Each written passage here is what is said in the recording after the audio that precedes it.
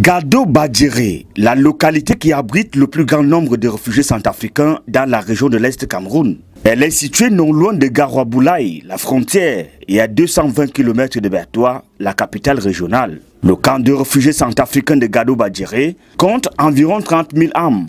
Près de 60% de cette population a moins de 18 ans. Les femmes et les filles représentent 53%. Ici, les cas de viol sont légion. Beaucoup plus c'est dans les bourses et dans les endroits isolés, aussi aux heures nocturnes. Donc quand les femmes partent souvent au champ pour chercher du bois, il y a les hommes qui se sont placés en brousse pour les violer. Il y a d'autres qui sont victimes mais ne veulent pas dénoncer. Les filles de 15 ans à 18 ans, il y a aussi les mamans.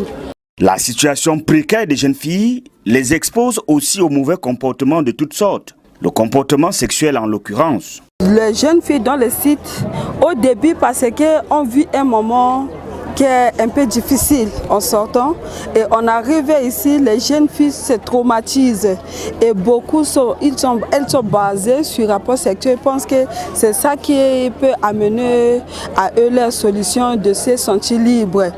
D'où les mariages précoces, pourtant combattus dans la communauté. Le mariage précoce, c'était un phénomène au début qu'on arrivait, on prenait un enfant de 9 ans pour envoyer un enfant là au mariage, ou un enfant de 10 ans. Donc c'est ça qu'on a fait sensibilisation sur ça jusqu'à par la grâce de Dieu maintenant, ça a amélioré, ça a diminué maintenant sur le site de Gado. Des véritables raisons qui exposent toutes ces populations aux infections sexuellement transmissibles et au VIH-Sida. Nous avons une prévalence en termes des IST, VIH. Cette prévalence est assez conséquente. La sexualité qui est précoce, il y a des mariages précoces, ce qui fait que, et avec les us et coutumes, vous voyez un enfant qui va en mariage à l'âge de 12 ans, et si ce mariage se déroule mal, au bout de 3 ou 4 ans, elle se retrouve jeune fille libre. Et maintenant, avec les us et coutumes, elle est déjà stigmatisée au niveau de la communauté.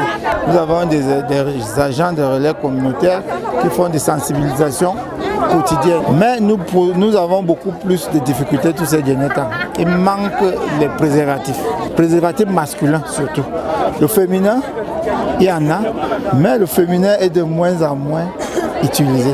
Le gouvernement camerounais et ses partenaires au développement, l'UNFPA par exemple, mènent régulièrement des actions dans le but de stopper la saignée dans ce camp de réfugiés.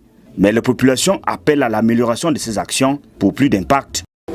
La doléance que je demande à l'UNFPA est d'appuyer et créer un centre de formation ici sur place, sur le site, pour permettre à nos mamans et à nos jeunes filles de travailler ensemble et avoir un métier.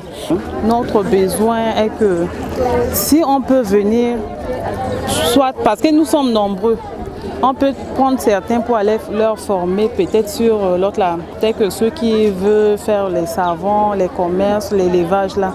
On peut prendre par groupe pour former afin que toutes les femmes soient autonomes. Ils nous amènent le méthode contraceptive, le pilule, le jadel, le dépôt, et le condom, le préservatif féminin et masculin pour partager aux jeunes. Gado Badjéré, un village qui a aussi besoin des écoles adaptées aux exigences des populations. Créer un lycée pour permettre à nos enfants, les enfants réfugiés aussi, après l'obtention de leur diplôme BPC, de continuer en classe de seconde sur place parce que les parents sont démunis, ils n'ont pas de moyens pour pousser les enfants pour aller louer les maisons à Bertoua, Garoua-Boulaye, ailleurs. Et aussi la création des centres de formation professionnelle.